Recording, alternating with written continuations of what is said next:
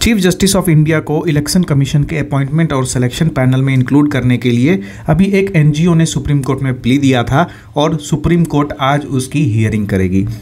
इससे पहले इसके बैकग्राउंड में अगर देखें तो बहुत सारे इवेंट्स हुए हैं। इससे जस्ट पहले देखेंगे तो क्या हुआ था कि सेंट्रल गवर्नमेंट ने एक नया एक्ट लाया था इलेक्शन कमीशन को अपॉइंट करने का। उससे पहले सुप्रीम कोर्ट ने एक जजमेंट दिया था जिसमें उन्होंने कॉन्स्टिट्यूट किया था एक इलेक्शन कमीशन को अपॉइंटमेंट का पैनल कॉन्स्टिट्यूट किया था जिसमें चीफ जस्टिस ऑफ इंडिया भी थे। लेकिन बाद में जब गवर्नमेंट ने लॉ लाया तो कुछ उसमें डाइल्यूशंस हो गए, हम उसको देखेंगे। ये आर्टिकल आपके GS2 section 1 point of view से काफ़ी इंपॉर्टेंट है। ये पॉलिटी में जो इलेक्शन कमीशन है this is one of the prominent topics, और इलेक्शन कमीशन के अपॉइंटमेंट में जो डेवलपमेंट्स हुए हैं उससे लेके एक सेपरेट क्वेश्चन बनने का पूरा चांस है ना, कि what are the evolutions, how the appointment of election commission has evolve over time. ठीक है, तो संविधान क्या कहता है इसमें, फिर सेंट्रल गवर्नमेंट ने अभी तक क्या किया था, लास्ट एक जजमेंट आया उसके बाद से क्या हुआ है ना। जो आर्टिकल 324 है उसका फिर से री इंटरप्रिटेशन किया गया था कॉन्स्टिट्यूशनल बेंच के द्वारा, तो उसने जो कुछ भी इंटरप्रिटेशन दिया उसके बेसिस पे फिर पार्लियामेंट ने उस पर एक लॉ बनाया है ना। तो हम उसको अगर देखें एक बार तो अभी देखो, जो इलेक्शन कमीशन है उसको अपॉइंट करने के लिए सुप्रीम कोर्ट ने क्या किया, लास्ट ईयर एक कंसल्टिव प्रोसेस बनाया इलेक्शन कमीशन को अपॉइंट करने का।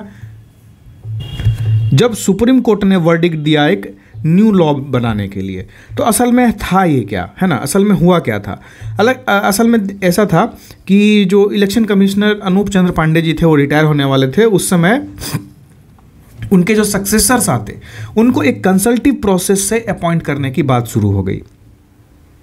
उसमें कहा गया जो अपॉइंटमेंट का जो डिसीजन होगा वो एक कमेटी तय करेगी। ठीक है, वो कमेटी तय करेगी। उस कमेटी में प्राइम मिनिस्टर होंगे, लोकसभा के जो लीडर ऑफ अपोजिशन है वो होंगे, एक यूनियन मिनिस्टर होगा और एक चीफ जस्टिस ऑफ इंडिया होंगे। तो ये जो चेंजेस लाए गए इलेक्शन कमीशन के अपॉइंटमेंट में, ये इसलिए लाए गए क्योंकि जब स्टार्टिंग से जो इलेक्शन कमीशन की अपॉइंटमेंट होती है that is based on discretion of the government. Government की जो चॉइस होती है उस बेसिस पे ही वो उसका अपॉइंटमेंट करते हैं। अब ऐसा क्या हुआ था जिसे सुप्रीम कोर्ट को ऐसा डिसीजन देना पड़ा। ठीक है, तो 2015 में एक पिटीशन आया था 2018 के लिए। ठीक है, उसमें क्या हुआ था कि दो जजेस की बेंच थी जिन्होंने ये डिसाइड किया कि आर्टिकल 324 जो कि role of election commissioner of India से डील करती है उसका एक इंटरप्रिटेशन होना चाहिए। उसके लिए इन्होंने क्या किया, इसको कॉन्स्टिट्यूशन बेंच में भेज दिया। इस इशू को कॉन्स्टिट्यूशन बेंच ने 2022 में हियरिंग की इसकी, जिसमें 5 जजेस की कॉन्स्टिट्यूशन बेंच जो कि जस्टिस KM जोसेफ लीड कर रहे थे उन्होंने पिटिशंस को सुनना शुरू किया। फिर यहाँ पे पिटिशनर्स अपना जो व्यू डालते हैं वो क्या डालते हैं, मतलब इलेक्शन कमीशन के अपॉइंटमेंट को लेके क्या क्या क्रिटिसिज्म्स हो सकते थे पहले वाले सिचुएशंस में, वो पिटिशनर्स जो बताते हैं कोर्ट में उसके बारे में इसमें बताया गया है। ये बताया गया कि जो करंट अपॉइंटमेंट सिस्टम है वो काफ़ी ओपेक है। करंट मतलब जो उस समय का अपॉइंटमेंट सिस्टम था जब सुप्रीम कोर्ट की रूलिंग इस पर नहीं आई थी तब, और ये डाउट रेज करता है कि इंस्टीट्यूशन की इंडिपेंडेंस इंश्योर हो रही है कि नहीं हो रही है। क्योंकि अगर किसी इंस्टीट्यूशन का मालिक ही आप अपने मर्जी का अपॉइंट करेंगे तो वो पालन भी आपकी मर्जी का ही करेगा, तो उससे कहीं ना कहीं इंडिपेंडेंस जो है इंस्टीट्यूशन का वो सफ़र होता है। तो इस पे उन्होंने ये डिमांड किया कि एक कंसल्टिव बॉडी बननी चाहिए या एक कंसल्टिव प्रोसेस होना चाहिए जिसमें एक कॉलेजियम या कुछ बॉडी ऑफ पर्सन्स जो है उस सिलेक्शन की रिस्पॉन्सिबिलिटी के साथ आए और इलेक्शन कमिश्नर को सिलेक्ट करें। गवर्नमेंट ऑलरेडी एक डेटाबेस मेंटेन कर रही थी रिटायर्ड ऑफिसर की, जो सेक्रेटरी थे गवर्नमेंट ऑफ इंडिया के चीफ सेक्रेटरी, तो लॉ मिनिस्टर को उन्हीं रिकॉर्ड से लेके उन्हीं डेटाबेस से लेके कुछ नाम शॉर्टलिस्ट करने थे। उस नाम को शॉर्टलिस्ट करके फिर क्या होता कि वो आ जाता अपॉइंटमेंट कमीशन में, जो अपॉइंटमेंट कमेटी बनती उसमें। अपॉइंटमेंट कमेटी में कौन रहते, प्राइम मिनिस्टर रहते, लीडर ऑफ अपोजिशन, एक यूनियन मिनिस्टर और चीफ जस्टिस ऑफ इंडिया। इतने लोग रहते, इतने मिलके इलेक्शन कमीशन की अपॉइंटमेंट करते। अब देखो, प्राइम मिनिस्टर रूलिंग पार्टी से है, यूनियन मिनिस्टर रूलिंग पार्टी से है, 2 मेंबर हो गए रूलिंग पार्टी के, एक हो गए chief justice of India neutral view, एक हो गए लीडर ऑफ अपोजिशन जो इनकी बातों की काट निकाल सकते हैं। ठीक है, तो इसमें रूलिंग पार्टी को तो ज़्यादा वजन भी दिया गया और एक अपोजिशन भी मेंटेन किया गया। मतलब जब तक 3-4 से कोई वोट अप्रूव नहीं होता है तब तक वो अपॉइंटमेंट नहीं हो पाएगा। तो इन 2 के होने के बावजूद भी अगर इनका या इनका जब तक उसमें रिकमेंडेशन नहीं आता है तब तक कोई इलेक्शन कमीशन नहीं बन सकता है। ऐसा प्रावधान सुप्रीम कोर्ट ने किया था। सेंटर ने इसको अपोज किया। सेंटर ने कहा कि देखिए आर्टिकल 324 जो है ये कहता है कि पार्लियामेंट जो लॉ बनाएगी उसके बेसिस पे इलेक्शन कमीशन की अपॉइंटमेंट होगी, और प्रेसिडेंट के पास कॉन्स्टिट्यूशनल पावर है उनकी अपॉइंट करने का, तो प्रेसिडेंट अपनी मर्जी से इलेक्शन कमीशन के अपॉइंटमेंट का डिसीजन ले सकते हैं, उनको मर्जी। अब हमारा आर्टिकल 75 भी क्या बोलता है, कलेक्टिव रिस्पॉन्सिबिलिटी वाला चीज़ है। और एक और चीज़ है कि प्रेसिडेंट जो है वो किस पे काम करेंगे, aids and advice of council of ministers पे करेंगे। तो aids and advice council of ministers का जाएगा, प्रेसिडेंट को किसी इलेक्शन कमीशन की अपॉइंटमेंट होनी चाहिए। तो अल्टीमेटली सरकार इलेक्शन कमीशन की अपॉइंटमेंट कर रही थी, और यही प्रोसीजर है जैसा संविधान ने कहा है, ठीक है। और ये जो तरीका है ये आज से नहीं है, ये आज़ादी से अभी तक चला आ रहा है ना। और कुछ भी हम नहीं ला सकते। उन्होंने एक वर्ड यूज़ किया, utopian model can not be implemented here, है ना। तो इस पे सेंट्रल गवर्नमेंट का और भी इसमें काफ़ी ज़्यादा तर्क था कि आप जो पिटिशनर्स हैं, आप इलेक्शन कमीशन का मुद्दा उठा के आ गए, कहाँ से मुद्दा उठाया आपने, आप कैसे समझ रहे हैं कि जो इंडिपेंडेंस है इलेक्शन कमीशन की वो अंडर थ्रेट है? क्या आपको इतना इमीडिएट ट्रिगर कर रहा है कि जुडिशियल इंटरफेरेंस करना पड़ रहा है किसी के अपॉइंटमेंट में? और सरकार ने यह भी तलखी रखी कि देखिए आप जुडिशियल रिस्ट्रेन करिए। आपको 2-3 वर्ड पे नोट्स बना होना चाहिए, है ना। पहला वर्ड जुडिशियल रिव्यू,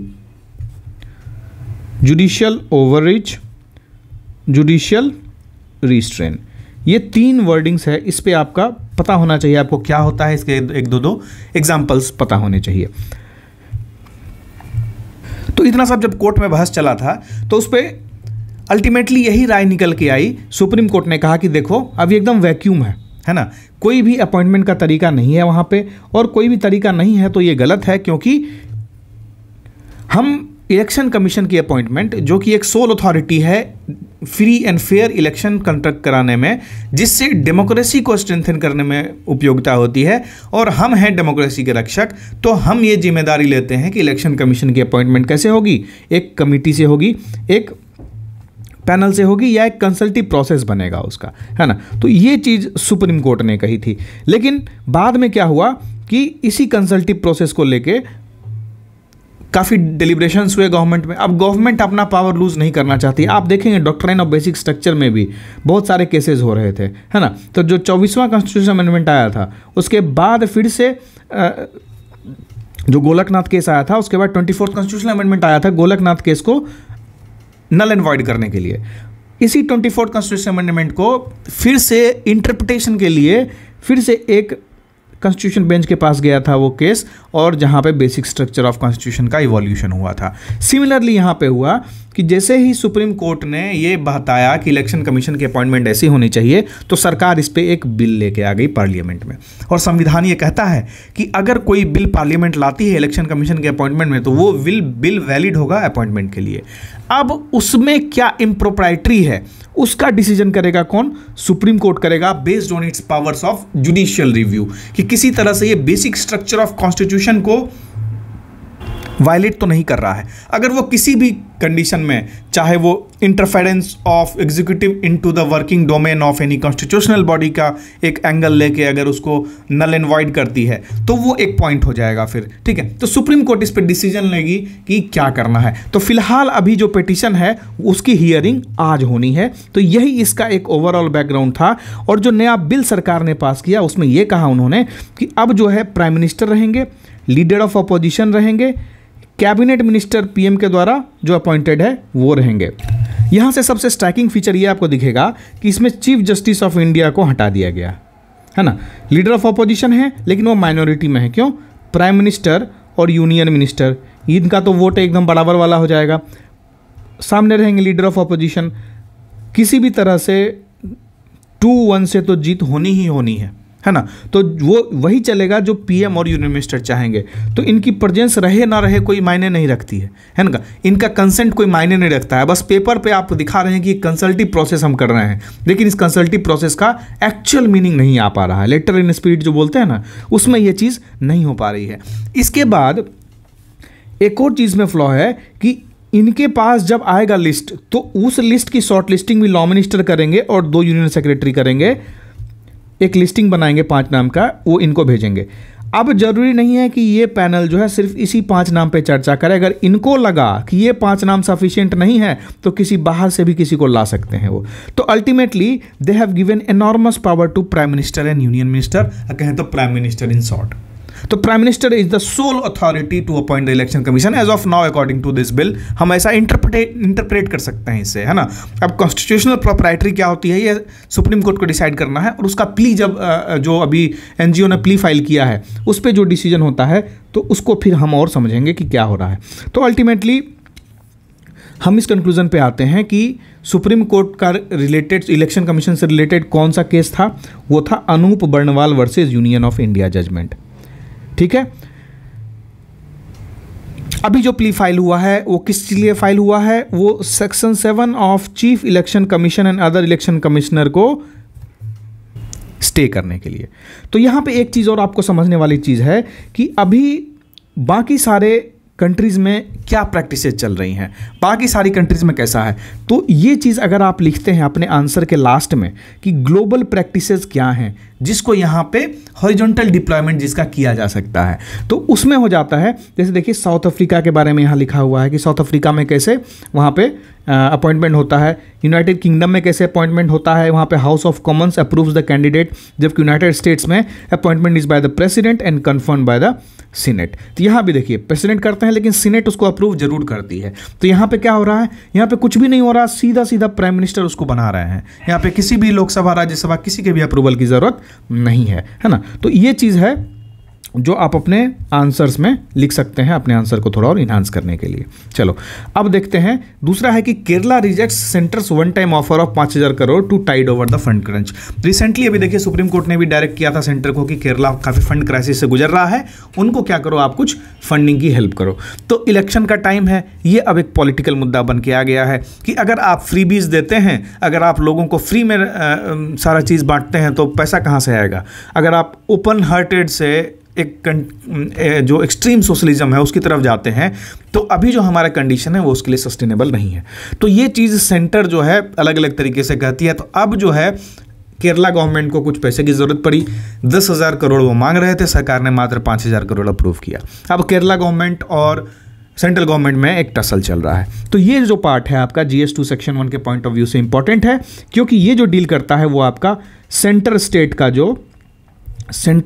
जो फिस्कल रिलेशन है, सेंटर स्टेट का जो फिस्कल रिलेशन है उससे ये डील करता है। And this article is can be referenced, इस एग्जाम्पल को रेफरेंस किया जा सकता है एज एन आर्टिकल। आप डायरेक्टली यूज नहीं करेंगे और ना ही इसका क्वेश्चन आएगा कि केरला गवर्नमेंट का क्या इशू हुआ था। ये क्वेश्चन आ सकता है कि फिस्कल रिलेशंस जो है सेंटर और स्टेट में वो स्ट्रेन हो रहा है, तो उसका मेजर रीज़न क्या है, अभी क्या क्या इश्यूज़ हैं फिस्कल रिलेशंस में, उसको किस तरह से और इम्प्रूव किया जा सकता है, और एक वे फॉरवर्ड और कंक्लूजन आपको लिखना रहेगा इसमें। ठीक है, will publish poll bond data in time. अभी ऑलरेडी देखेंगे कि स्टेट बैंक ऑफ इंडिया को सुप्रीम कोर्ट से झाड़ लगी थी, तो उन्होंने अल्टीमेटली क्या किया कि एक दिन में ही सारा डिटेल इनको हार्ड कॉपी में दिया। अब ये उस सारे डिटेल को कंपाइल करके अपने वेबसाइट अपलोडिंग फॉर्मेट में, जिससे कि लोग डाउनलोड कर सकें, उसको समझ सकें चीज़ों को, उस फॉर्मेट में इलेक्शन कमीशन उसको डिक्लेयर करेगी। ये बात इन्होंने बताई थी। अब एक नया कंसेप्ट है डिजिटल अरेस्ट का, है ना, एक नया तरह का साइबर सिक्योरिटी से रिलेटेड है। तो ये आपके BPSC में GS2 section 3 science and take का जो पार्ट है उसमें साइबर सिक्योरिटी जो है that is of extremely important, आपका one of the important portion है, और ये डिजिटल अरेस्ट उसी से रिलेटेड है। तो डिजिटल अरेस्ट होता क्या है, डिजिटल अरेस्ट क्या होता है कि जैसे आप हैं, आपको एक फ़ोन आया, आपको कहा गया कि देखो जो सिम कार्ड आप यूज़ कर रहे हो, है ना, और एक सिम कार्ड खरीदा गया है आपके आधार नंबर से लेके, और उस सिम कार्ड का यूज़ हुआ है मनी लॉन्ड्रिंग में, हवाला मनी ट्रांजैक्शन में, या किसी नारकोटिक्स वाली चीज़ में, या किसी ऐसी इलीगल चीज़ों में जिससे लॉ इन्फोर्समेंट एजेंसी आपका गला पकड़ सकती है। अब क्या होता है, आप जो है डर जाएंगे, आपको लगेगा कि अरे यार वो तो आके अरेस्ट कर लेगी, पुलिस हमको अरेस्ट करके ले जाएगी। तो आपको फिर वो बोलेंगे देखो हम IPS ऑफिसर्स हैं, हम जो है आपको जैसा बोलते हैं वैसा करो, जितना फाइन है पे करो, बाहर कोई इन्फॉर्मेशन नहीं जाएगी। तो वो उसको फिर स्काइप का ऐप डाउनलोड कराएंगे, स्काइप ऐप डाउनलोड करा के बोलेंगे आप स्काइप चालू करो, वीडियो कॉन्फ्रेंस वीडियो चैट चालू करो, उनका चेहरा जो दिखता है वो सिर्फ फेस नहीं दिखता है उनका, है ना। फेस या तो मास्क पहने रहते हैं या फिर कुछ इस तरह से लाइटिंग की अरेंजमेंट होती है कि सिर्फ उनका स्टार दिखता है, वर्दी दिखती है। ये भी नहीं दिखता कि वो वर्दी किस कंट्री की है ना, वो कौन से रैंक के ऑफिसर्स हैं वो भी क्लियरली नहीं दिखता, लेकिन ये दिख जाता है, ये फील आ जाती है, ऑफिस वगैरह सब ऐसा दिखाया जाता है कि वो किसी सीबीआई का ऑफिस है या इन्फोर्समेंट डायरेक्टरेट का ऑफिस है या फिर नारकोटिक्स कंट्रोल ब्यूरो का ऑफिस है। इस तरह से कुछ ऐसा पोर्ट्रे करते हैं वो लोग। तो इसी में बहुत सारे केसेस आए हैं जिन्होंने किसी का 10 लाख ठगा गया, किसी का 1.5 करोड़ ठगा गया। तो ये सब जो है अभी इंक्रीजिंग क्राइम है। इसका यूज़ हम एज एन एग्जाम्पल कर सकते हैं अपने GS2 सेक्शन 3 का जो साइंस टेक का हम आंसर लिखेंगे साइबर सिक्योरिटी का, उसमें, है ना। इसमें बहुत सारे ये हो रहा है। और आपको भी फ़ोन आएगा कि आपका एक पार्सल है फेडेक्स से जो यहाँ अटक गया है कस्टम्स में, अब आपको कस्टम्स क्लियरेंस के लिए इतना पैसा ट्रांसफ़र करने की ज़रूरत है, या आपके नाम पे यहाँ पे पार्सल फंसा हुआ, अगर आप नहीं आएंगे तो आपके घर पे पुलिस जाएगी। तो इस तरह करके एक फ्रॉडिंग मॉड्यूल धमका के लोगों को डर मन में बिठा के जो हमारी करंट पुलिस व्यवस्था है उसको लेके उसका यूटिलाइज़ करके वो लोग अभी डूब कर रहे हैं, ठीक है। Kerala to explore legal options to challenge notification of CAA rule. CAA लागू हो गया परसों। अब उसके लागू होने के बाद काफ़ी सारे स्टेट्स हैं जो ये कह रहे हैं कि हम CAA की इम्प्लीमेंटेशन नहीं करेंगे। अब वो क्या करेंगे नहीं करेंगे उसमें डिटेल में हम नहीं जाएंगे कि CAA जो सेंट्रल गवर्नमेंट का लॉ है तो क्या वो स्टेट गवर्नमेंट पे एप्लीकेबल है। वो तब एप्लीकेबल है जब वो कॉन्करेंट लिस्ट में होगा या फिर सेंट्रल लिस्ट में होगा, ठीक है, या फिर कहें तो रेसिडुअल लिस्ट में होगा, स्टेट लिस्ट में ना रहे वो सब्जेक्ट। तो क्योंकि अगर स्टेट लिस्ट में कोई सब्जेक्ट है और उस पर अगर सेंटर को लॉ बनाना है तो सेंटर सिर्फ एक ड्राफ्ट लॉ बना सकती है या एक मॉडल लॉ बना सकती है। उस मॉडल लॉ के बेसिस पे स्टेट अपने अपने हिसाब से उस लॉ को अपने इम्प्लीमेंटेशन जैसे उनको करना है उस हिसाब से उसको ढालने की कोशिश करेंगे, राइट। तो केरला इस केस में क्या कर रही है कि हमने ऑलरेडी एक रेजोल्यूशन पास किया था कि हम CAA की अपॉइंटमेंट, CAA का जो इम्प्लीमेंटेशन है वो अपने राज्य में हम नहीं करेंगे, है ना, क्योंकि वो इसको बोलते हैं कि ये एंटी मुस्लिम है और डीपली एस्किस्मैटिक एक्ट है, ठीक है। इसमें हम डिटेल में नहीं जाएंगे, बस इतना समझ लीजिए केरला गवर्नमेंट इज अपोजिंग। अब एक रिसेंटली केस चल रहा है कि अब देखिए अभिजीत गंगोपाध्याय जी जो कलकत्ता हाई कोर्ट के जज थे उन्होंने रिज़ाइन करके बीजेपी ज्वाइन कर लिया। तो एक जुडिशियल इम्प्रोप्राइटरी की बात होती है कि क्या रिटायरमेंट से पहले वो किसी भी तरह की पॉलिटिकल इंक्लिनेशन में नहीं थे, अगर थे तो उससे उनके डिसीजंस पे क्या असर पड़ रहा है। तो इस पर सुप्रीम कोर्ट के कॉलेजियम ने अपना एक राय व्यक्त किया है। उन्होंने एक रेजोल्यूशन पास किया है जिसके अंदर ये कहा गया कि किसी भी कैंडिडेट को, अगर आप हैं, है ना, आप एक्स पार्टी में ज्वाइन, आप एक्स पार्टी के वर्कर हैं या कार्यकर्ता हैं, उससे जुड़े हुए हैं, उसके एक्टिव पार्टिसिपेंट हैं और साथ में आप लॉयर हैं, बार में आप रजिस्टर्ड हैं, तो आपको हमको अगर जज बनाना है तो क्या ये क्राइटेरिया होना चाहिए कि आपकी लिंकिंग इस पॉलिटिकल पार्टी से है। तो सुप्रीम कोर्ट कॉलेजियम कहती है कि नहीं, this is not the criteria. हम किसी को उसके पॉलिटिकल इंक्लिनेशन के बेसिस पे रिजेक्ट नहीं कर सकते हैं कि तुम जज नहीं बनो, ठीक है, क्योंकि ऐसा समझा जाता है कि जज एक बार अगर उस चेयर पे जाते हैं तो वो इम्पार्शियल हो जाते हैं, वो उनका जो डिसीजन होता है वो इम्पार्शियल होता है ना। इसको एक्सट्रीमली वेग कैटेगरी में डालते हैं कॉलेजियम से। सिर्फ ये फैक्ट कि candidate has the political background may not be sufficient reason in all the cases, है ना। तो ये इस तरह की बात हो रही है। ये भी अभी काफ़ी न्यूज़ में है कि जुडिशरी से जो ऑफिसर्स हैं, जो जजेस हैं, वो अगर रिज़ाइन करते हैं क्या उनका कूलिंग ऑफ पीरियड नहीं होना चाहिए, क्या उनकी ज्वाइनिंग से पहले कुछ फॉर्मेलिटीज़ नहीं होनी चाहिए, जिससे कि जिस तरह से हमने पब्लिक सर्विस कमीशन में दे के रखा है कि यहाँ पे जो चेयरमैन होंगे वो दूसरी जगह कहीं और नौकरी नहीं मिलेगा उनको सरकारी में, है ना, क्योंकि क्विड प्रो क्यो वाली सिचुएशन हो जाती है। सिमिलरली CAG को अगर सेंटर एक बार CAG बन गए तो दूसरी जगह जाके वो किसी भी गवर्नमेंट पोजीशन पे किसी भी फॉर्म में वो अपॉइंट नहीं हो सकते हैं, क्योंकि फिर वहाँ क्विड प्रो क्यो की कंडीशन आती है कि क्या होगा कि आपने वहाँ पक्का से कुछ इनके ओवरलुक किया होगा इनके फाइनेंशियल को, तभी जाके आपको फ़ायदा मिल रहा है। तो ये वाली कंडीशन को अवॉइड करने के लिए जजेस में भी ये सिस्टम होना चाहिए, क्योंकि हमने देखा कि 2019-20 के टाइम पे रंजन गोगोई जो हमारे चीफ जस्टिस ऑफ इंडिया थे उनको राज्यसभा का नॉमिनेशन कर दिया गया। उससे पहले एक जजेस थे जिनको केरला का गवर्नर बनाया गया था, और यही केस 67-70s में भी हो रहा था जब जो सिटिंग जजेस थे वो रिज़ाइन करके MP बन रहे थे, है ना, चाहे नॉमिनेटेड हो या इलेक्टेड हो। तो ये सब चीज़ है, इसको थोड़ा सॉल्व करने की ज़रूरत है। इंडिया की डेमोक्रेसी अभी बिल्डिंग स्टेज में है, स्ट्रेंथनिंग स्टेज में है, तो ये सब हिकअप्स होते रहते हैं, इसी से डेमोक्रेसी स्ट्रेंथन होती है। ठीक है, चलो। केरला सीएम लॉन्चेज सबरी के राइस। सबरी के राइस किसने लॉन्च किया? केरला ने लॉन्च किया। बस इतना ही मान ली इंपॉर्टेंट है। अब बेंगलोर में यहाँ पे जो है काफ़ी ज़्यादा पानी की समस्या बढ़ रही है, और ये पानी की समस्या जो है इसको आप रिलेट कर सकते हैं अर्बनाइजेशन टॉपिक से। आपके ज्योग्राफी में इंपॉर्टेंट होगा, जो एक आपका पॉपुलेशन वाला एरिया आता है जहाँ से क्वेश्चन काफ़ी प्रोमिनेंट आता है, वहाँ से इस टॉपिक को आप रिलेट कर सकते हैं। और अर्बन एरियाज़ में, अर्बन स्प्रॉल्स में क्या क्या प्रॉब्लम्स आ रही हैं, उन प्रॉब्लम्स को मिटिगेट करने के लिए गवर्नमेंट ने क्या क्या इनिशिएटिव्स लिए हैं, जैसे अमृत स्कीम है, स्मार्ट सिटी स्कीम है, फिर स्मार्ट विलेज स्कीम है, ताकि लोगों को सुगमता से सारी चीज़ें मिली। अभी देखिए पाइप्ड वाटर कनेक्शन चल रहा है, तो पाइप्ड वाटर कनेक्शन रहेगा तो अल्टीमेटली एक सेंट्रल सोर्स में पानी तो अरेंजमेंट करेंगे ही सरकार, अगर पानी की कमी हो गई तो। लेकिन अगर हैंडपम्प वगैरह की बात करते हैं, अगर सिर्फ हैंडपम्प्स रहे और इंडिविजुअल जो पंपिंग स्टेशंस रहे, तो फिर वहाँ पे पानी डिस्ट्रीब्यूट करने में काफ़ी समस्या होगी, और इस तरह की टैंकर वाली समस्या काफ़ी होगी, है ना। अब इंटरनेशनल रिलेशन से एक है कि न्यूजीलैंड कहाँ पे है? न्यूजीलैंड आपको देखेंगे तो आपका यहाँ इंडिया है, यहाँ ऑस्ट्रेलिया है, यहाँ कहीं न्यूजीलैंड है।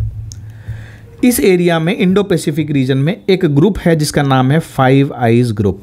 उस फाइव आइज ग्रुप में कनाडा भी है, न्यूजीलैंड भी, ऑस्ट्रेलिया भी है। वो ऐसी कंट्री हैं जो इंडो पैसिफिक रीजन को मॉनिटर करती हैं, एक इंटेलिजेंस एजेंसी है। अब निज्जर वाला जो केस था जिसमें इंडिया को फंसाया जा रहा था, जिसमें यूनाइटेड स्टेट्स एक तलखी अपना रही थी इंडिया के खिलाफ कि निज्जर को आपने मारा है ना, तो न्यूजीलैंड इसमें भारत के सपोर्ट में आ गया। उसने कहा कि देखो इन्वेस्टिगेशन अभी तक ओवर नहीं हुआ है, और इस तरह से बोलना कि भारत सरकार ही रिस्पॉन्सिबल है, ये गलत है। और बैलेंस करने के लिए उन्होंने भारत सरकार से भी रिक्वेस्ट की कि आप जितना हो सके उतना कोऑर्डिनेट करें, उतना सपोर्ट करें इसके इन्वेस्टिगेशन में। हमारे लिए समझने की चीज़ यही है कि जो चेंजिंग अलाइनमेंट्स है इंडो पैसिफिक रीजन में, due to increasing India's soft power diplomacy, increasing India's hard potential, है ना। कल परसों ही हमने देखा कि अग्नि पे किस तरह से हमने मल्टीपल एंट्री लॉन्च व्हीकल जो है मिसाइल टेक्नोलॉजी जो है, नया मिसाइल टेक्नोलॉजी हमने बनाया। तो वो सब क्या है, उससे क्या हो रहा है, हमारा हार्ड पावर बढ़ रहा है। जो जयशंकर जी हर एक स्टेजेस पे जाके बोलते हैं इंडिया के बारे में, जवाब देते हैं, ओपन क्वेश्चंस लेते हैं, उससे हमारी सॉफ्ट पावर बढ़ती है। प्रधानमंत्री जी की विजिट होती है, राष्ट्रपति जी की विजिट होती है, हम क्या करते हैं, सॉफ्ट लोन्स देते हैं, हम क्रेडिट देते हैं, डिजास्टर मैनेजमेंट में हेल्प करते हैं, किसी डिजास्टर में पानी भिजवा दिया, कंबल भिजवा दिया, दवाइयाँ भिजवा दी, रसद भिजवा दिया, इससे हमारी सॉफ्ट पावर डिप्लोमेसी जो है वो स्ट्रेंथन होती है। तो इन सब का उपयोग अब इंडिया बखूबी कर रहा है, और इसका इस्तेमाल भी कंट्रीज जो है इंडिया के अगेंस्ट में नहीं कर पा रही हैं, और यही रीज़न है कि न्यूजीलैंड आज इंडिया के सपोर्ट में खड़ा हो गया है और कनाडा के अगेंस्ट में। तो ये एक इंडो पैसिफिक रीजन में जो चेंजिंग कंडीशन है या रीअलाइनमेंट है, इसके लिए इंपॉर्टेंट है। ये एज एन एग्जाम्पल सिर्फ आप लिख सकते हैं कि New Zealand has openly noted that अभी इन्वेस्टिगेशन ओवर नहीं हुई है, और इंडिया को कंप्लीटली ब्लेम करना गलत है ना। तो ये चीज़ हमारे लिए इंपॉर्टेंट है। बस अभी देखो यहाँ पे Uttarakhand bill on uniform civil code gets president's nod. कुछ यहाँ पे अनइवन लग रहा है ना कि बिल है उत्तराखंड का, मतलब स्टेट का बिल है, साइन कौन करेगा, गवर्नर करेंगे, तो भाई प्रेसिडेंट के पास कैसे चला गया बिल? तो आपको पता होना चाहिए कि जो लेजिस्लेटिव प्रोसेस होता है स्टेट लेजिस्लेचर का, वहाँ पे कुछ कंडीशंस होते हैं कि कोई बिल अगर गवर्नर को लगा कि ये बिल सेंटर के पास जाने लायक है या प्रेसिडेंट से असेंट लेने लायक है, क्योंकि सेंटर की जो मतलब सेंटर का कुछ मॉडल है, सेंटर की जो सोच है या सेंटर का डोमेन है, वो उस डोमेन में अगर आप एंट्री कर रहे हैं, थोड़ा सा भी एंट्री हो रहा है, तो गवर्नर उसको भेज देते हैं प्रेसिडेंट के पास। ठीक है, तो ये एक स्पेशल क्लॉज होता है। उसी स्पेशल क्लॉज के अंदर उत्तराखंड के जो यूनिफॉर्म सिविल कोड बिल है वो प्रेसिडेंट से नोड मिला है। इसको आप पढ़ेंगे, है ना। हमने वही देखा state government bill president's note कैसे मिला, है ना। तो ये एक स्पेशल प्रोविज़न होता है, उसके तहत वो मिला है। वन नेशन वन पोल, इसके बारे में आप जानते होंगे, कौन थे इनके अध्यक्ष? आप इसको कमेंट करिएगा। आप कमेंट करेंगे कि वन नेशन वन पोल का जो पैनल बनाया गया था उसकी अध्यक्षता कौन कर रहे हैं अभी? PM launches portal for marginalise sections, very important. जब भी गवर्नमेंट स्कीम्स होती है मार्जिनलाइज सेक्शन को अपलिफ्ट करने के लिए, तो ये सब आपको पता होना चाहिए जो भी एसडीजी से रिलेटेड है। राइनो कहाँ पाए जाते हैं? असम में, काजीरंगा नेशनल पार्क, ठीक है। फिर देखो मोदी और British PM free trade agreement negotiation पे काम कर रहे हैं। अब बताओ कि ब्रिटेन को ऐसे ऐसे नेगोशिएशंस की ज़रूरत क्यों पड़ी, ये आप कभी कभी सोचते होंगे।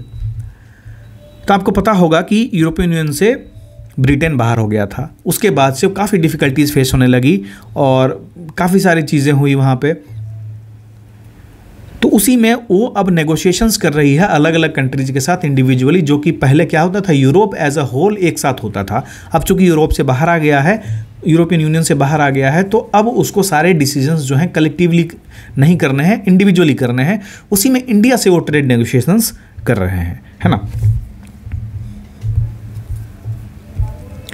अब यहाँ पे एक R&D से रिलेटेड है कि किस तरह से हम अपने रिसर्च एंड डेवलपमेंट का इंक्रीज़ कर रहे हैं, उसमें फंडिंग, उसमें इंटरेस्ट ले रहे हैं, और कहीं ना कहीं वो जो है हमारे एक DPSP को मैच करता है। ये भी कमेंट करना होगा आपको कि कौन सी DPSP है जो साइंटिफिक टेम्पर को बढ़ाने की बात करता है ना। कौन सा DPSP है, DPSP नंबर क्या है जो साइंटिफिक टेम्पर को बढ़ाने की बात करता है। 2 क्वेश्चन हो गया, एक क्वेश्चन था रामनाथ कोविंद वाला, एक था साइंटिफिक टेम्पर वाला। शायद मैंने पहले का आंसर बोल दिया, चलो कोई याद नहीं। तो इसमें कुछ कैचिंग लाइंस हैं, वो हमको पकड़ने हैं। बाकी R&D पे क्वेश्चन हमारे BPSC में नहीं पूछता है। अगर पढ़ लो, एक नोट्स बना लो, तो हो सकता है अगर पूछे तो पूछे, लेकिन ये कोर एरिया में नहीं आता है। इसमें देखो क्या कैचिंग पॉइंट है जो तुम्हारे ऐसे में इंपॉर्टेंट होगा कि हम किस तरह से रिसर्च एंड डेवलपमेंट में फोकस कर रहे हैं। तो लाल बहादुर शास्त्री जी के टाइम पे जो स्लोगन था वो था जय जवान जय किसान। अटल बिहारी वाजपेयी जी के टाइम पे आ गया जय जवान जय किसान जय विज्ञान। और प्रधानमंत्री नरेंद्र मोदी जी के टाइम पे आ गया जय जवान जय किसान जय विज्ञान जय अनुसंधान, जो कि बहुत ही पॉजिटिव मूव है इंडिया की। अगर R&D इंप्रूव हुई ना, तो India will be the one of the most prosperous countries in the world. अब यहाँ पे जो R&D की कंडीशन है, रिसर्च एंड डेवलपमेंट की कंडीशन है, वो थोड़ी ठीक नहीं है, क्योंकि जितने मैक्सिमम इन्वेस्टमेंट्स होते हैं वो गवर्नमेंट एजेंसीज करती हैं, ठीक है। जो गवर्नमेंट एजेंसीज करती हैं या गवर्नमेंट इंस्टीट्यूशंस है वो करते हैं। तो ये ज़रूरी है कि प्राइवेट सेक्टर का भी इन्वॉल्वमेंट बढ़े। जैसे आप ये देखो GERD जो होता है, gross expenditure in research and development, उसमें देखो तो central government, state government, higher educational institution और पब्लिक सेक्टर इंडस्ट्री ये सबसे ज़्यादा करते हैं, और प्राइवेट सेक्टर मात्र 36% के करीब करता है। जब तक ये 36 जो है 55-60 नहीं होगा, तब तक हम ये इंश्योर नहीं कर सकते हैं कि जो हमारी रिसर्च एंड डेवलपमेंट और ज़्यादा फास्ट होगी। Private sector research and development पे अपना फोकस नहीं करना चाहते हैं, क्योंकि उनका वन मोटिव होता है प्रॉफिट। अगर रिसर्च एंड डेवलपमेंट में आप जाते हैं तो उसका जो जेस्टेशन पीरियड है काफ़ी ज़्यादा होता है ना। कोई भी आप रिसर्च कर रहे हैं आज, तो उसको फ्रुक्टिफाई होने में, उससे प्रॉफिट आने में 10 साल लगेगा। इतना प्राइवेट सेक्टर वेट नहीं कर सकती है, तो पब्लिक सेक्टर वेट कर सकती है। तो फिलहाल पब्लिक सेक्टर एक इनेबलर का काम कर रही है, फैसिलिटेटर का काम कर रही है। धीरे धीरे प्राइवेट सेक्टर भी अपने आप को इसमें अडॉप्ट कर लेंगे। ये एक आर्टिकल है जहाँ पे CAA को प्रॉब्लमेटिक बताया गया है, और इस एडिटोरियल में ये कहा गया है कि ये एक लेजिटिमेट डाउट उठ सकता है कि जो लॉ को आप 2019 में लाए उसका इम्प्लीमेंटेशन 5 साल बाद क्यों कर रहे हैं, है ना। क्या ये इलेक्टोरल बॉन्ड कंट्रोवर्सी से डाइवर्ट करने का तरीका नहीं है, या फिर आप ये मान के चलिए कि अभी जो इलेक्टोरल सिचुएशन क्रिएट है, मतलब इलेक्टोरल माहौल है, इलेक्शन का माहौल है, तो उसको आप पोलराइज करने के लिए तो इसको नहीं ला रहे हैं, क्योंकि आप किसी एक पर्टिकुलर धर्म के लोगों को रिजेक्ट करते हैं और बाकी को अलाउ करते हैं, लेकिन संविधान में तो माइनॉरिटी की चर्चा है। तो ये सब चीज़ें जो है इस पे एडिटोरियल लिखा गया है। ये इतना ज़्यादा इंपॉर्टेंट नहीं है, काफ़ी ज़्यादा क्रिटिसिज्म है गवर्नमेंट का, है ना। हिंदू में होता भी यही है, वो ओपनली क्रिटिसिज्म करते हैं। तो ये चीज़ से थोड़ा बचना है, सिर्फ उतना पढ़ना है जिससे हम क्रिटिसिज्म अपने पेपर में लिख सकें, ठीक है। चलो, अब इसमें कुछ इंपॉर्टेंट नहीं है। यहाँ पे जजेस एंड ब्यूरोक्रेट्स ज्वाइनिंग पॉलिटिक्स, तो अभी जैसे हमने बताया जजेस और ब्यूरोक्रेट्स जो पॉलिटिक्स ज्वाइन करते हैं, जैसे अभी देखिए RK सिंह है, यूनियन पावर मिनिस्टर जो है, वो भी पहले यूनियन होम सेक्रेटरी थे। तो फिर हमारे S जयशंकर साहब, वो तो यूनियन फॉरेन मिनिस्टर थे, फॉरेन सेक्रेटरी थे, उसके बाद फिर उनको फॉरेन मिनिस्टर ही बना दिया गया। तो ये सब को लेके क्या क्या सिचुएशंस हो सकते हैं, क्या क्या कंडीशंस हो सकते हैं जिसको अवॉइड किया जाना चाहिए, कुछ कॉन्स्टिट्यूशनल रिस्ट्रिक्शन किए जाने चाहिए और इस पे कुछ रिकमेंडेशन दिया जाता है इस आर्टिकल में, वो आप पढ़ लेंगे। ये अच्छा आर्टिकल है, पढ़ा जा सकता है, काफ़ी अच्छा आर्टिकल है, ठीक है। और इसके बाद हमारे लिए इसमें कोई काम की चीज़ नहीं है, ठीक है, एज सच। तो आज के लिए इतना ही। 2 क्वेश्चंस हैं, उस 2 क्वेश्चन का आंसर मैं एक्सपेक्ट करता हूँ कि आप कमेंट बॉक्स में ज़रूर लिखेंगे। मिलते हैं अगले वीडियो में, धन्यवाद।